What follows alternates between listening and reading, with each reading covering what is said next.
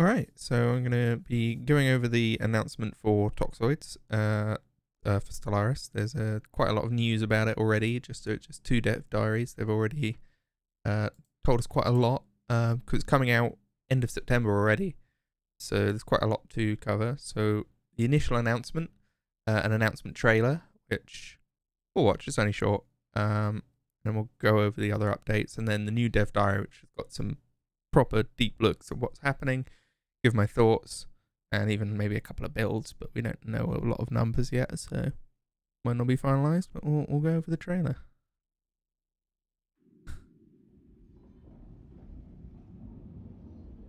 Oh, the quality is terrible. There we go. It's only a short trailer, so might as well watch it. Be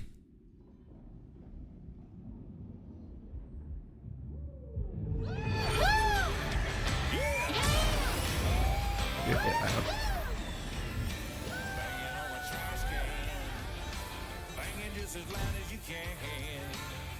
And I believe they have now uploaded this song to their YouTube channel. So if you like it, you can go listen to it there.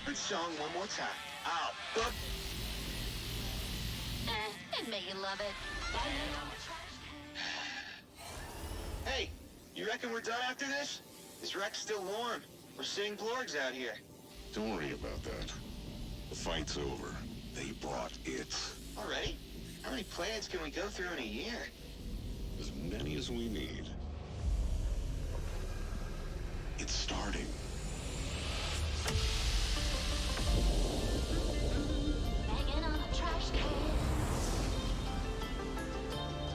Guess who has to clean up that mess?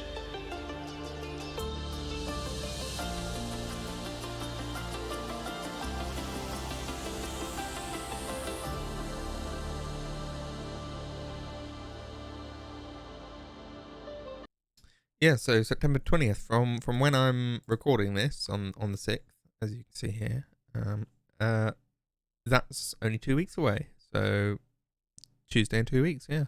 So very, very soon. I guess their sort of dev diaries got, they always take a break in summer. Paradox too, as they're a Swedish company, they've got a lot of summer time off.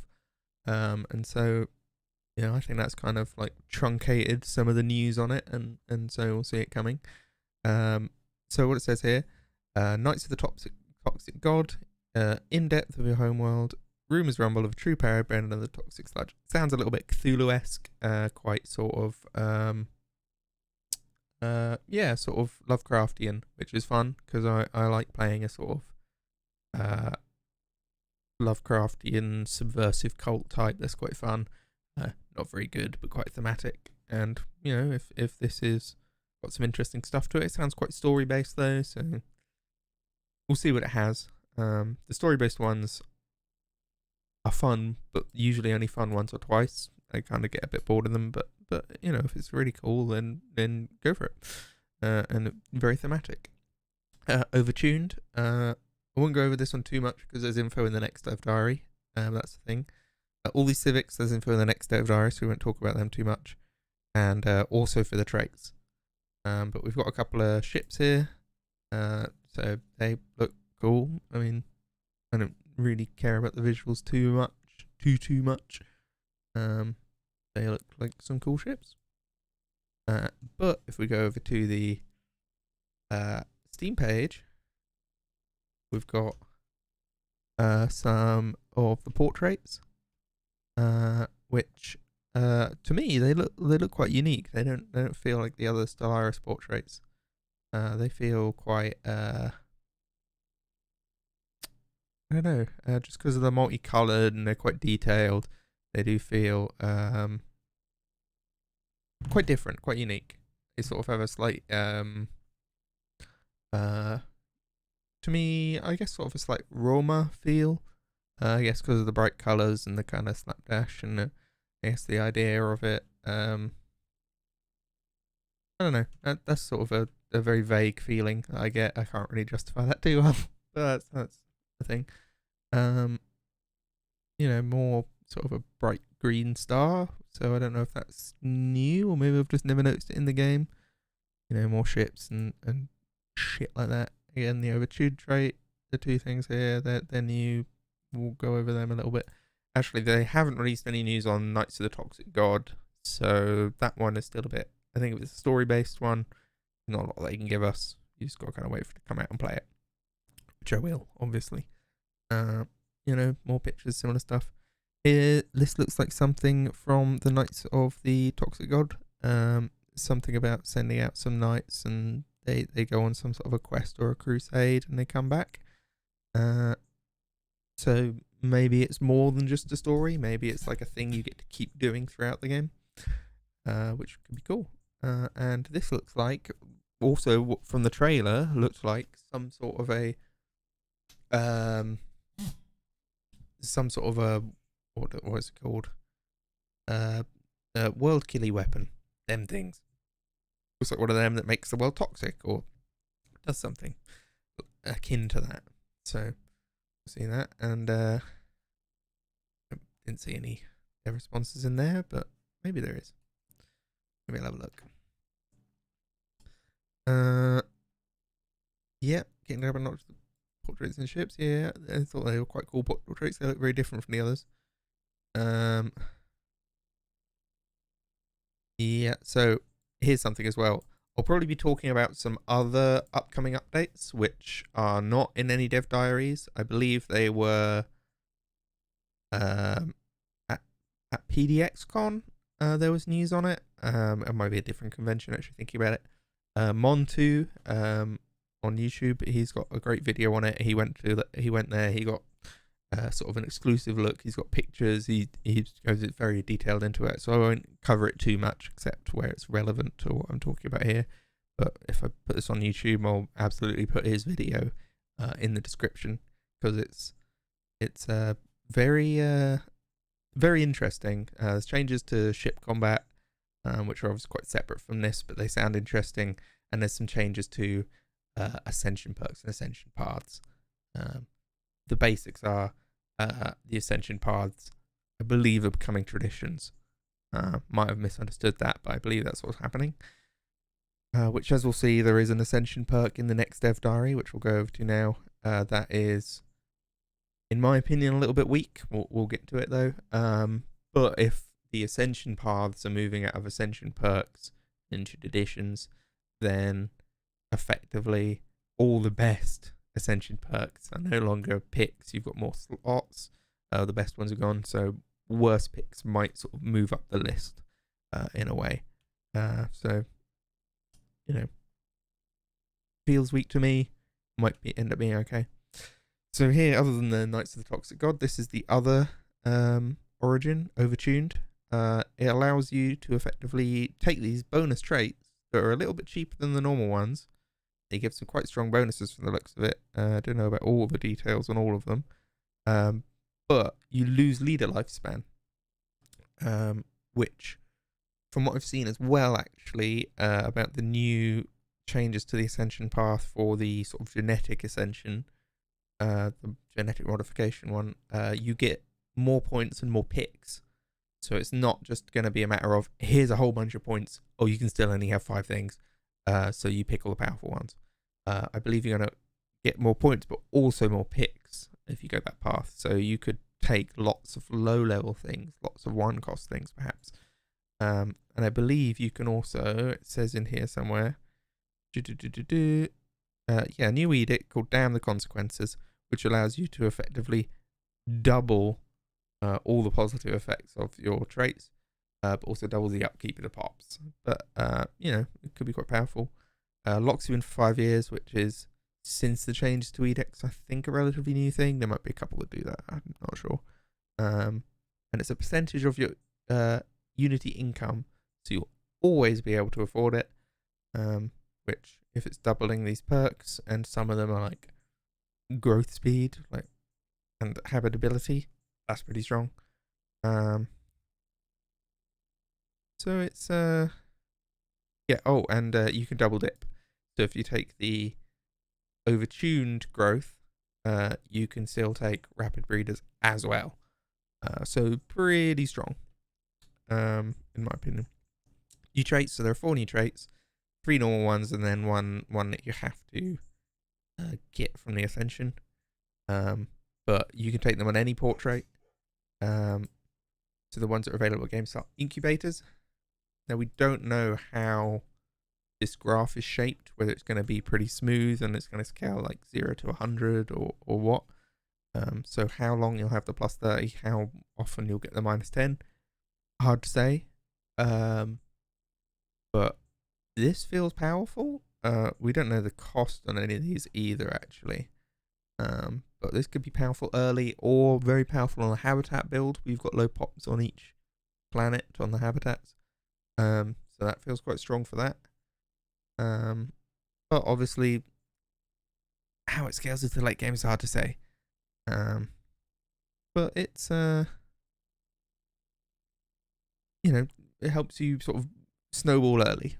So this could be the kind of thing you pick up early, and then when you get the genetic ascension, you drop it and you replace it with something better. Inorganic breath, plus 50% pop upkeep, but 0.02 exotic gas per month for each person, each basically of that pop, slave or better, unless they're livestock, doesn't matter, which kind of sucks because livestock is quite an easy way to sort of abuse this. But this feels terrible. 50% pop upkeep, that's really expensive. It's probably higher than you think. And 0.2 exotic gas a month.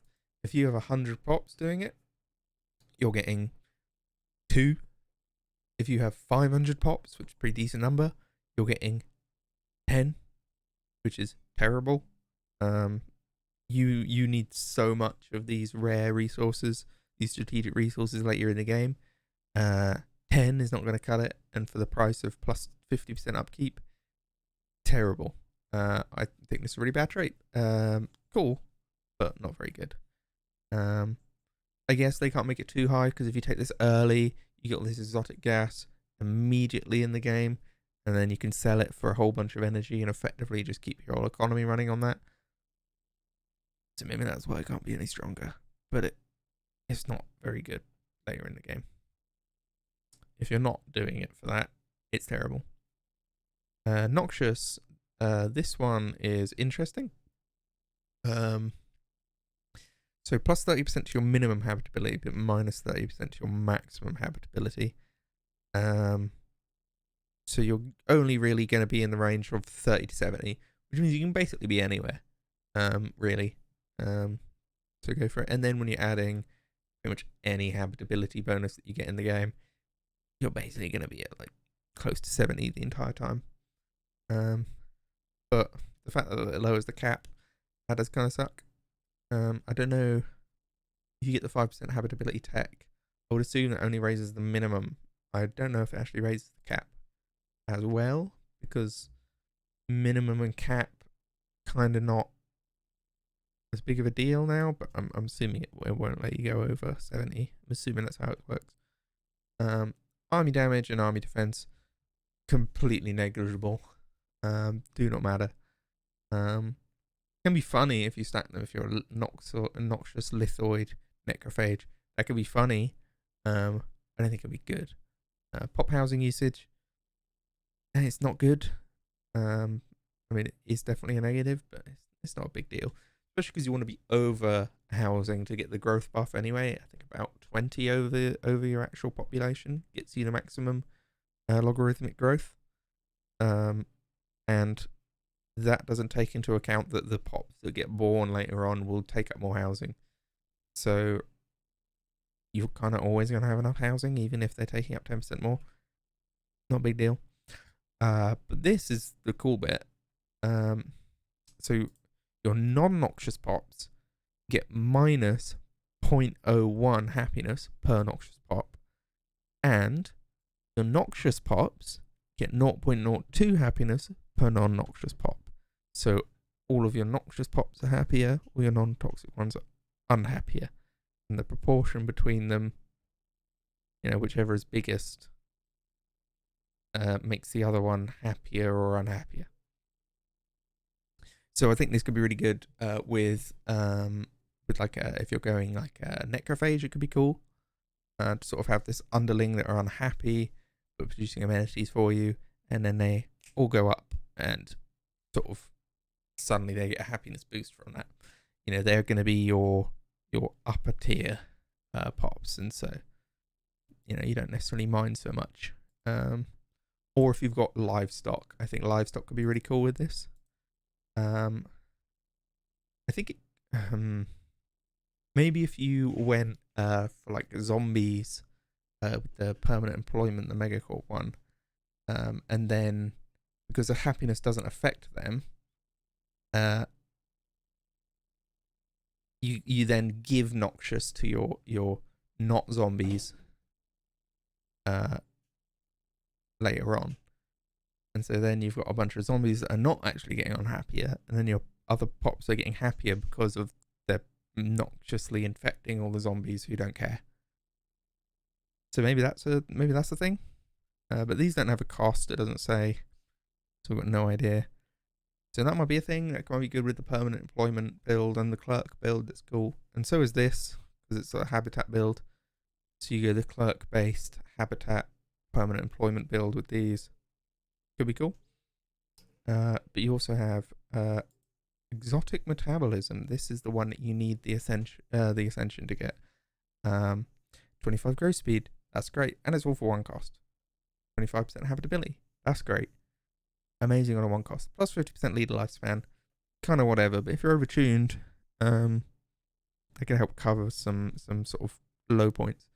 But it's kind of whatever. And the exotic gas upkeep. So this will be reduced by pop upkeep reductions. So this will be a bit lower, but this is really expensive. Every 8 pops is going to cost 1. I mean, it could be offset with this. Actually, also this will be buffed by certain output buffs. But it's still going to be terrible, honestly. But this feels so expensive. I guess maybe super late game. What I would like to see in the game eventually is that you can get more of the rare resources, maybe like an upgraded version of the buildings that produce them. You know, like an upgraded exotic gas refinery. Because at the minute it feels like you need so many of them to cover your planets. That you just have, like, I build them on habitats because you can just build as many habitats as you need to fulfill that surplus. I feel like I have like 20 habitats just producing like all your rare resources for like only like a handful of planets. So the ratio feels really bad on the number of buildings of the producers you need to cover your actually upgrading buildings. So I'd like to see upgraded rare like resource producing buildings. But there's no mention that they're doing anything like that or even looking into doing anything like about that. So who knows? Civics. Now these are the really fun ones. So mutagenic spars, this is slightly different depending on who you are, but effectively you can build a building that gives you some jobs. My mic's rattling a little bit. Stop. You can hear it when I speak, it activates and then the rattling comes through. 1 moment. Hello? Yeah. There's a big truck outside. Alright, we'll have to make do. So yeah, you build a building, it gives jobs, and then the jobs give growth in different ways, depending on the number of industrial districts you have, as well as some downsides. So, the basic one, plus 1% pop growth speed per industrial district, minus 0.5% of happiness, minus 0.5% of habitability. Habitability can be offset pretty easily. Happiness, that could get quite low, but even if you have like 20, it's only going to be like 10% less of both. That's not a big deal. Obviously you would like to have the more happiness and the more habitability, but yeah, it can be offset.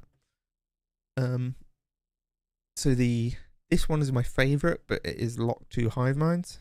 You get plus 1.5% pop assembly per industrial district, and you don't lose happiness because they don't have happiness, but you do lose more habitability. But you know, even if you still have 20, that's only going to be 15% habitability. That's pretty easy to offset. But industrial districts, you build a lot of them because they are kind of the core of what you're doing.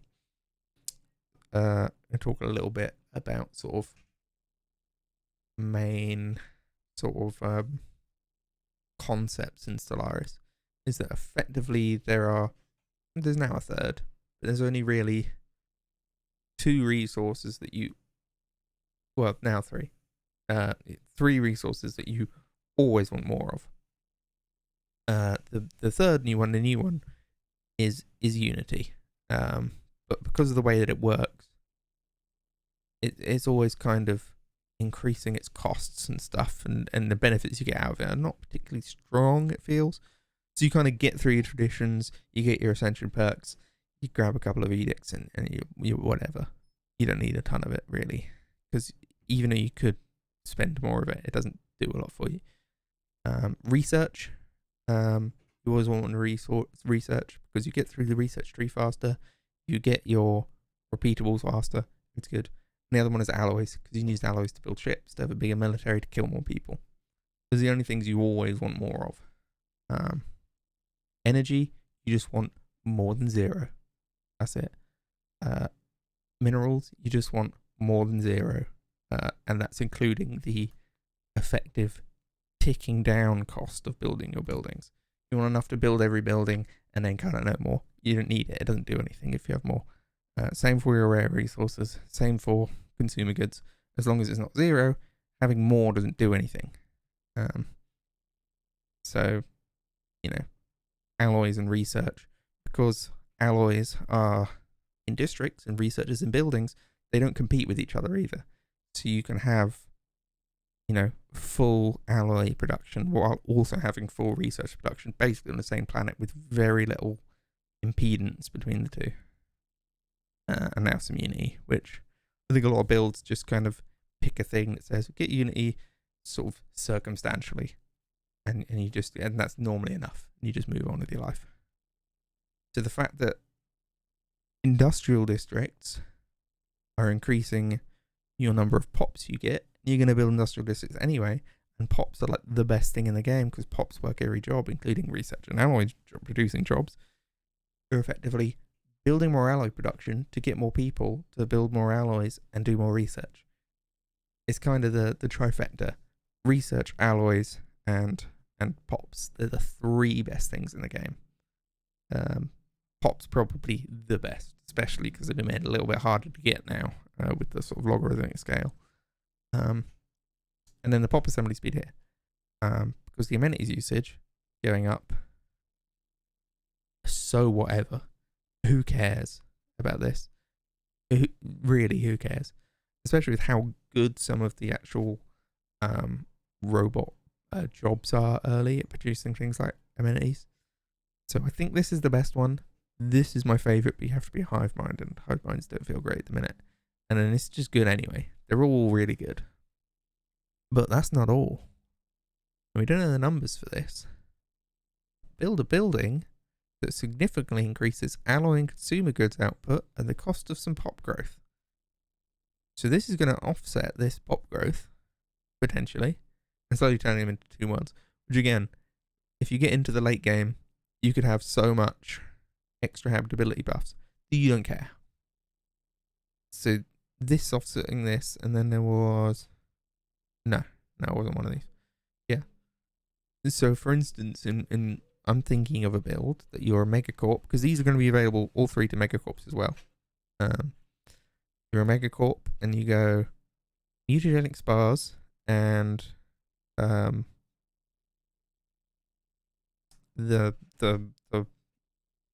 masterful crafters, but the megacorp version, where you for every 3 industrial districts you get a free building slot, so you don't have to build any housing really, or very little.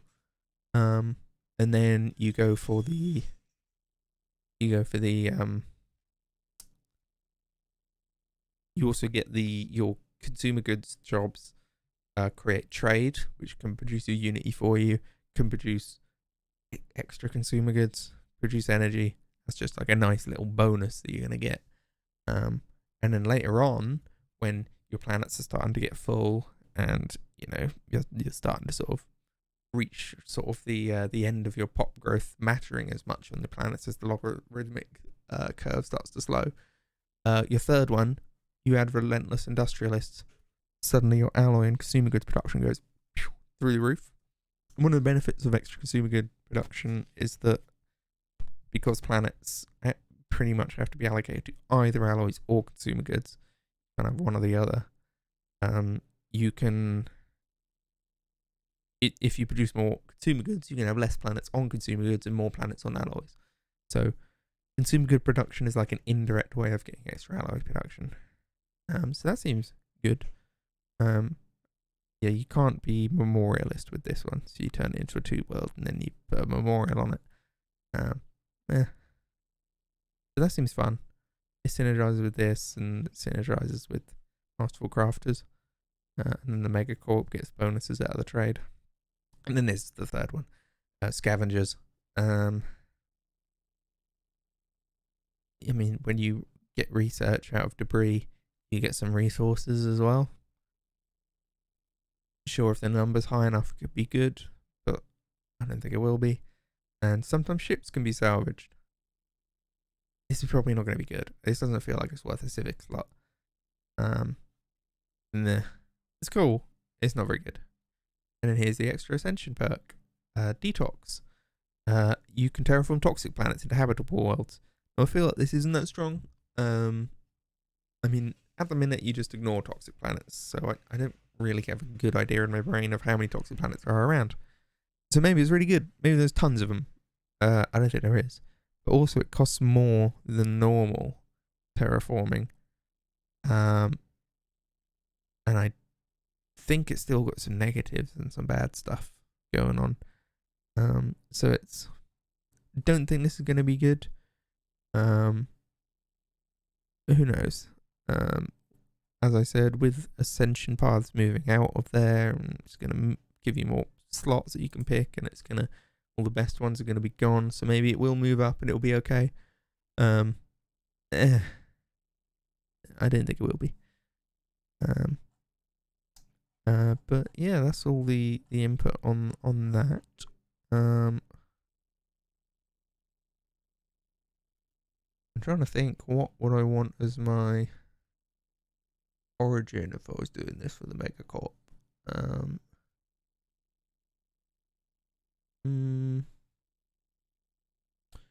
Maybe the Ecumenopolis one. I'm assuming they count as industrial districts, but maybe they don't. It could just be something simple. Oh, maybe you go, oh,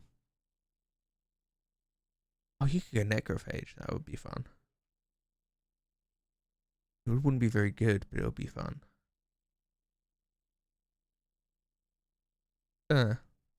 You just go something generic, like getting early robots with the robot you won. Because robots are still good.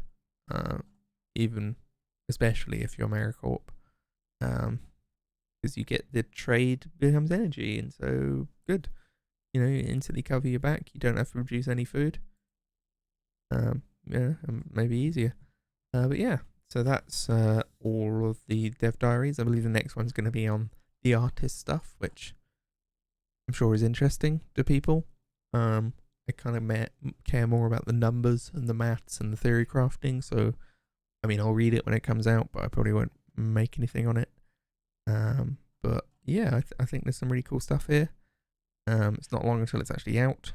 I've got a few builds in my head that I already want to do. I want to try the zombie stuff, like maybe noxious zombies or non-noxious zombies and noxious overlords.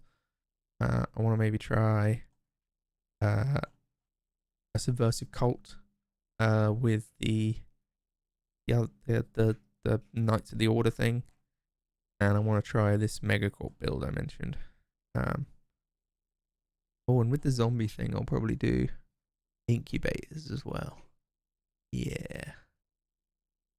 Oh, inorganic breath on the zombie. No, it's still not worth it. Oh, you got no upkeep though. Maybe it's okay. Maybe they give that to the zombies.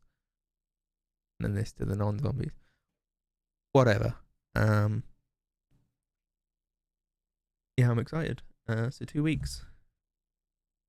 Yeah, I'll put Monty's video in the description We'll put the trailer and the dev diaries down there as well. So if you want to do any extra reading, go check that out. I'm excited. Let me know what you guys think of the update when it comes, or what's shaping up to be. I'm excited.